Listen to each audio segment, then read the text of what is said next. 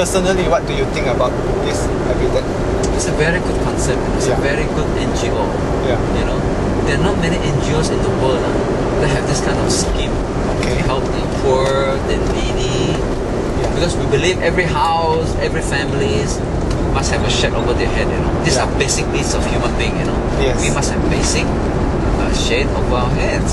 That's a basic thing. You know, and it's a shame to say that I can't afford it. You know, therefore I cannot have a house.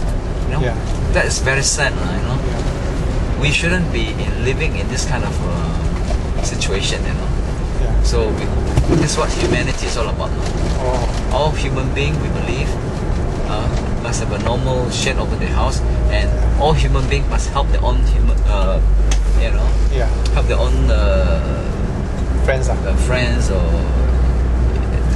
another human to have houses. You know, and the only way you can do is through voluntarism. You know, voluntarism, and we come up with the resources. Get the sponsor, people to sponsor to come up with the resources. Yes. To build houses. Okay. So Habitat is only one small NGO. Yes. We can only do so much. Okay. Other NGOs will have to help out the government and so on. But of late, I can see most of the locals doesn't mind to become volunteers if they know what it's all about. Okay. You know. So they must have a lot of exposure. Like for example, Habitat, sometimes we will do a road show, you know. Sometimes we'll set up a store in Gaya Street. Just for the poor in Gaya Street, and people will come and ask, what do we do? I said, we do houses for the poor. And don't be surprised, one night we will have about 40, 50, 60 over volunteers. Put on their names and their address and telephone, you know. These people are genuine. So we do contact them, you know. There are people who do come to volunteer their time. That's why this thing involves a lot of parties, you know. Involves the schools, as you say, the government, and then the community, and don't forget, you know, it's our parents. You know, our parents themselves have to encourage the children to do, you know, to contribute to the community. Okay. To me, it's awareness. Okay, awareness. So there is not enough awareness campaign, you know, for the public. Even go to schools and talk about it, you know. So, do you meet any difficulties when want to execute one project? Of course. Difficulties and problems there will always be, you know, because being with the limited fund and limited resources that we have, you know, we can only mobilize so much. And in the last 3 to 4, 5 days a week, we have all these international volunteers come along.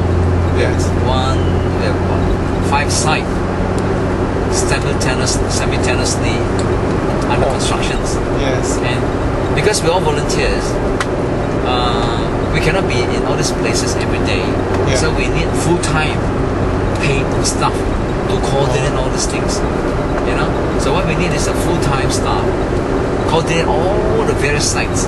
You know? Sometimes the sites have problems, we don't even know about it. You know? How about, you know, the participants, their receptions when after they are doing the project, what do you get? Satisfaction. I mean, for the participants, they're happy, and it's an experience of a lifetime. Okay. Especially for international volunteers. You know, they appreciate the experience that they have. It will enrich their life. Okay. You know, that as human beings we should help each other. You know, and they won't take things for granted. The good life that they have back home, even here, you know, after volunteer this kind of work, you go back, you know, you have a second thought about, you know, about not taking things for granted, what you have and people doesn't have. How many projects is on? We have 3 here, Tadipok, 1 in Kokol, and 1 in Beringis, so we have 5 altogether. The Beaufort Papar one? Papa we have completed already. We have completed already. I don't think we have Beaufort yet. Oh. We have in Tambunan, sorry. We have two in Tambunan, Tambunan. yeah. Two in Tambunan. Do you make any arrangement with the local university? Or planning lah, planning. Not really, Yeah. but we would want to. Yeah. Not just the local university, but in all the high schools and private institutions. Because I was made to understand some of the foreign students, before they enter university, there are criteria, that they must do certain numbers of voluntary work, certain numbers of hours that they must achieve before they were allowed to enter university or colleges or higher institutions. So in other words, voluntarism in certain countries are compulsory. Okay. So what is the future plan? I think we can only get bigger and bigger and bigger. If we have a lot of resources, a lot of people sponsor us, a lot of volunteers coming forward to help us. I mean, this is an NGO that can only get bigger and bigger, and there will always be houses to be built. Okay, because at this moment, I think a lot of our brothers and sisters who stay in the interior, they cannot afford a house, to build a house. That's where we come in. That's where we come in,